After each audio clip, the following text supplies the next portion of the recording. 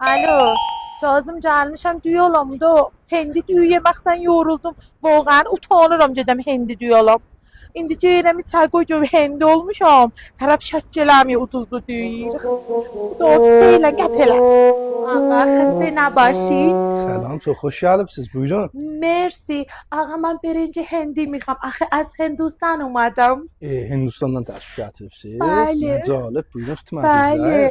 بله birinci hindi میخوام این وسط دلم بمونه. Bəli xidmətinizdə. کیفیت ولی دیگه ما تو هندوستان از اینا میخوریم. ببخشید. الو Kazım sənə dedim də zəh vurma. Xudahafizdən danışaq.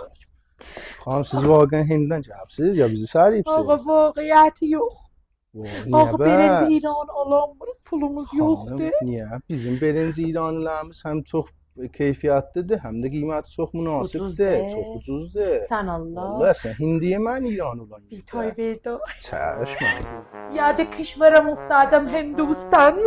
Xanım sən Allah film verməsən, heç Hindistanlı deyilsən bizi səriyibsən ha. Düz deyirsən yadımdan çıxdı. Hava kilas aşmanın da bir haqqı var. Hindstanım ben Təbrizə getməmişəm. Vallahi. Valla bir şey də bundan ver də eyvay tökdüm. Allah.